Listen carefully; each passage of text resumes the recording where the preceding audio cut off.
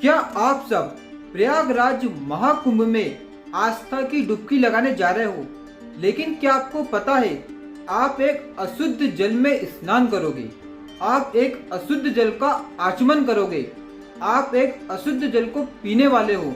और अगर आप त्रिवेणी संगम के जल को अपने घर पर लाने की सोच रहे हो तो आप एक अशुद्ध जल को अपने घर पर लेकर आओगे।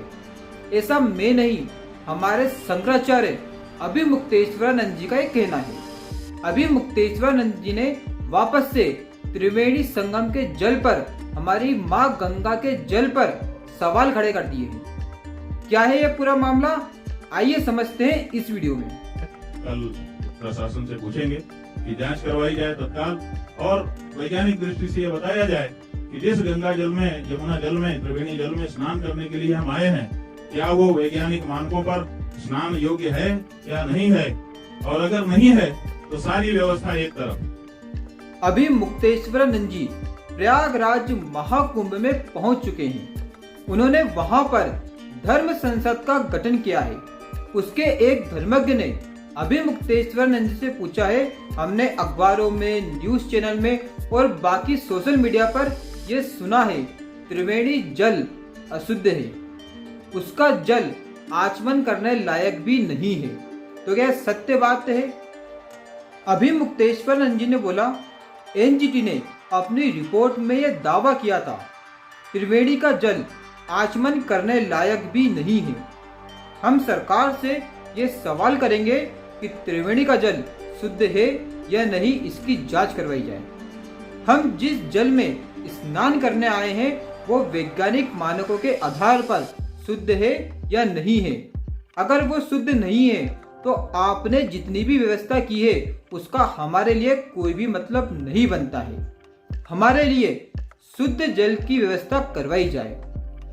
आपने रूठे हुए जीजाजी या रूठे हुए फूफा जी सुना ही होगा।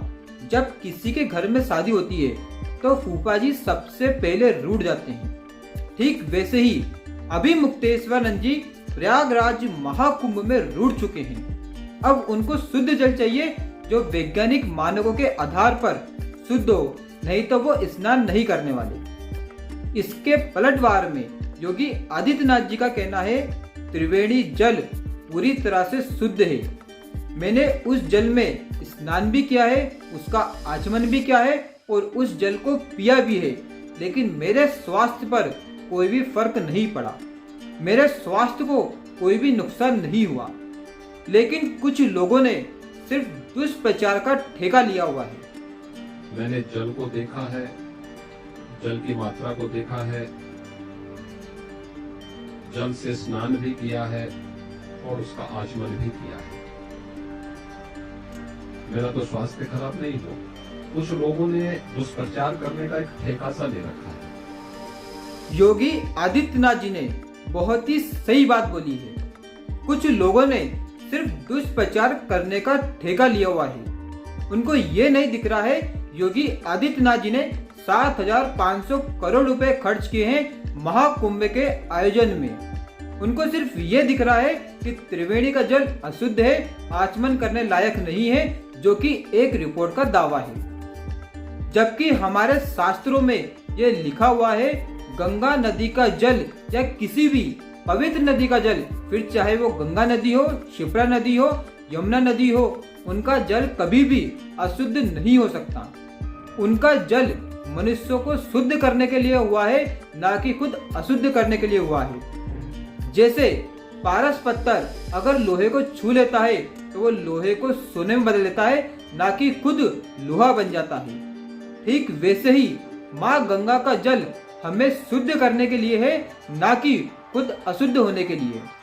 और आपने सुना ही होगा कि जब भी हम किसी तीर्थ स्थान से पवित्र नदी का जल लाते हैं, जब हम गंगा नदी का जल अपने घर पर लाते हैं और वो एक पात्र में कई सालों तक भरा रहता है, लेकिन फिर भी उसमें कीड़े नहीं पड़ते हैं। वहीं किसी भी नॉर्मल जल को आप भर कर रख लीजिए, 2 से 3 महीने में उसमें कीड़े पड़ जाएंगे, लेकिन गंगा नदी के जल में कभी भी कीड़े नहीं पड़ते हैं।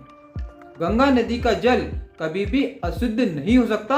अशुद्ध है अभिमुक्तेश्वरानंद जी की सोच, जो ये सोचते हैं कि गंगा नदी का जल अशुद्ध है। उनको इससे कोई मतलब नहीं है, उनको सिर्फ सरकार को क्रिटिसाइज करना है और खास करके बीजेपी को क्रिटिसाइज करना है। वो हमेशा बीजेपी की ही आलोचना करते हैं, फिर चाहे वो हिंदू राष्ट्र की बात हो, फिर चाहे वो राम मंदिर की बात हो, फिर चाहे वो धारा 370 हो। जब अभी धीरेन्द्र शास्त्री जी ने सनातन धर्म में यात्रा निकाली, उसका भी इन्होंने पुरजोर विरोध किया था।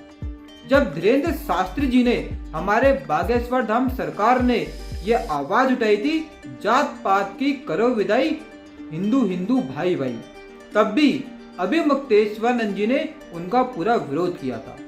मुझे तो समझ में नहीं आता है कि इनको किस बेसिस पर शंकराचार्य बना दिया है और किसने इनको शंकराचार्य बनाया है। हालांकि रामभद्राचार्य जी का कहना है कि शंकराचार्य नहीं है और इनका शंकराचार्य का पद अभी भी कोर्ट में विवादित है।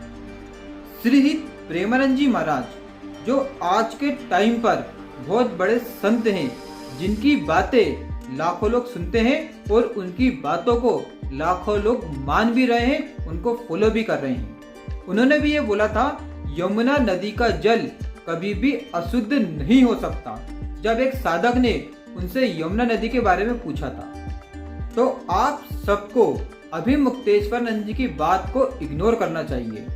जैसे आप किसी गली में से निकल रहे हो और एक पागल कुत्ता आपके ऊपर भौंके तो आप उसकी बात पर ध्यान नहीं देते हैं, ठीक वैसे ही आप अभिमुक्तेश्वरानंद जी को पूरी तरह से इग्नोर करिए।